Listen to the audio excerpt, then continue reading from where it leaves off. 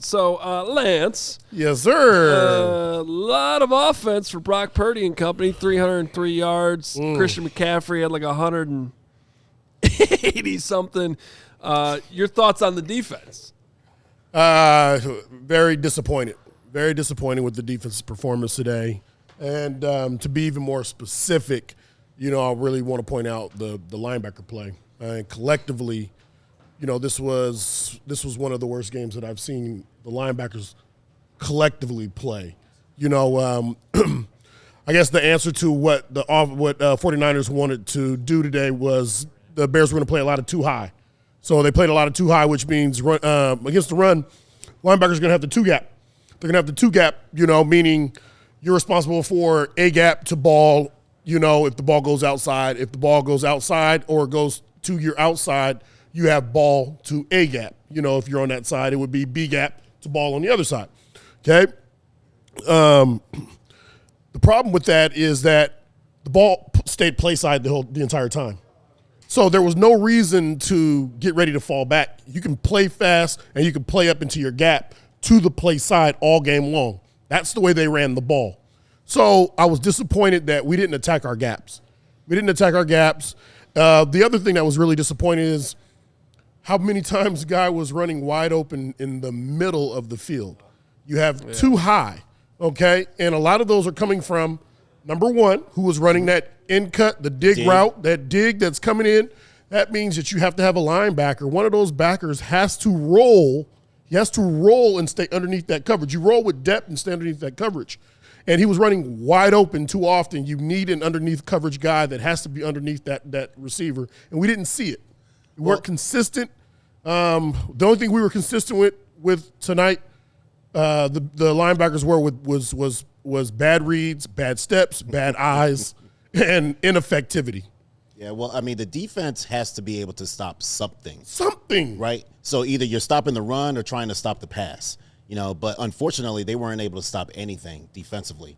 Running the ball, like you said, Lance, there was times where all they had to do was just read their keys and just explode to the ball right now.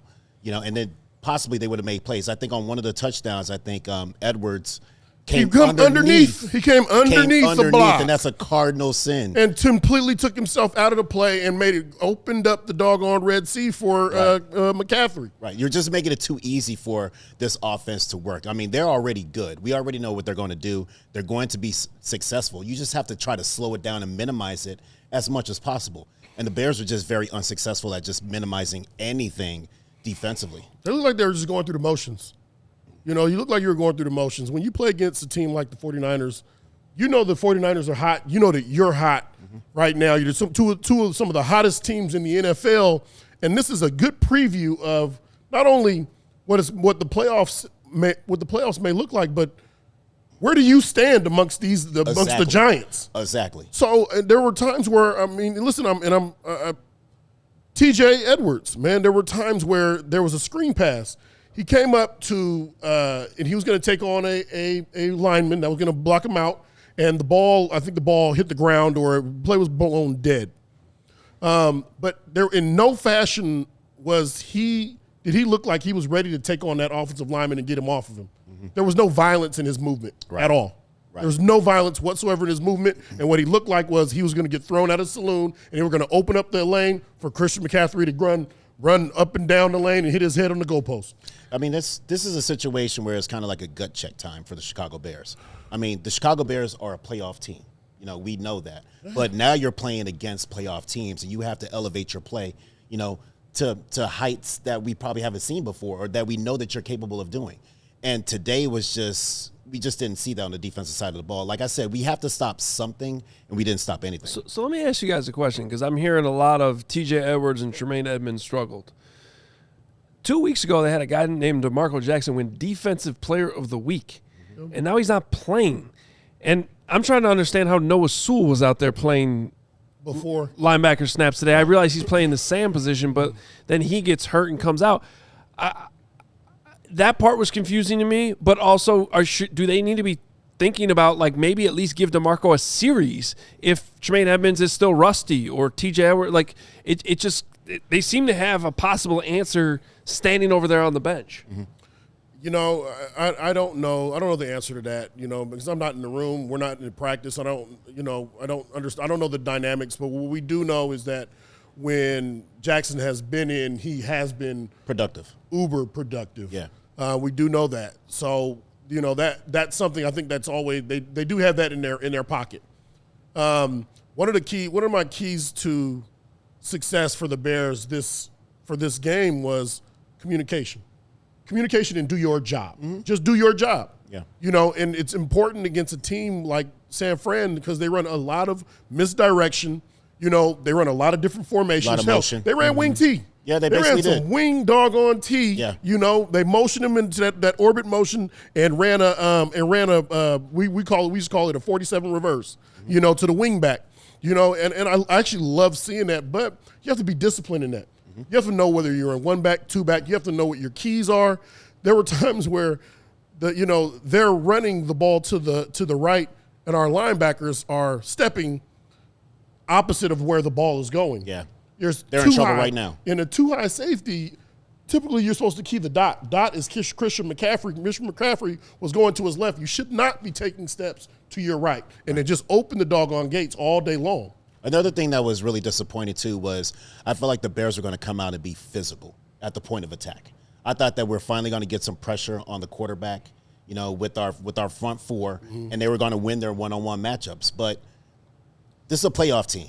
And you're facing a playoff team, and this is a really good quarterback with Brock Purdy, and he gets really good if he's in a pocket that's just very clean. Yeah. And he was in a pocket that was super clean. He was stepping up and throwing easy passes right down the middle of the football field.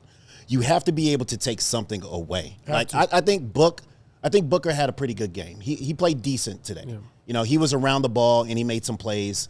He had a couple of knockdowns and things like that. So I wasn't too mad at the way that he played. But I would have a sack, a quarterback, a hit, a TFL, and 2 passes defense. Yeah, too. Definitely not mad at how he played. But I felt like the corners could have been a little physical with those wide receivers as well.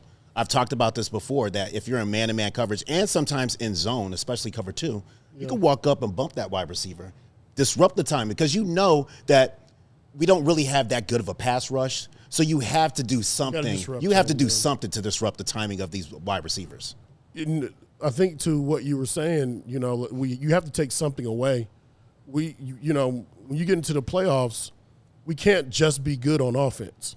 We can't just be good on defense. Or just rely on takeaways. Right. We have to be good on all phases if we want to really have a chance or have a real good push going into the playoffs. So if there's one thing that I did notice was as good as 49ers were, their defense wasn't good either. They weren't good either. You know, no, they were not. They just found a way to win. You know, right. But the good thing is that they kind of took something away.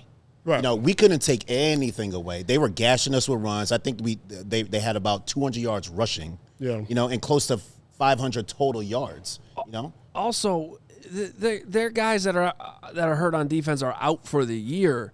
The thing that had me concerned during this game is the Bears defense is actually getting as healthy as they've been in a long time. Yeah. They're really only missing Kyler Gordon now. Correct. Mm-hmm. Everybody else was out there, and so we've been sitting here for months, it seems like, being like, well, if only they get this guy back, and then they get this guy back, maybe it'll all come together. Well, it was almost all together tonight, and it looked like that. And so that concerns me in games, possible rematch against 49ers, or there's a scenario if they lose next week, they would have to host the Rams in the first round. Plus, their big dogs weren't even playing. Big Trent Williams, he was out. Yeah. You know, Kittle, he's really good in the run game, blocking wise, and the passing game. He was non-existent. I mean, obviously he was hurt, but still, I mean, you have to find ways to try to create some pressure defensively.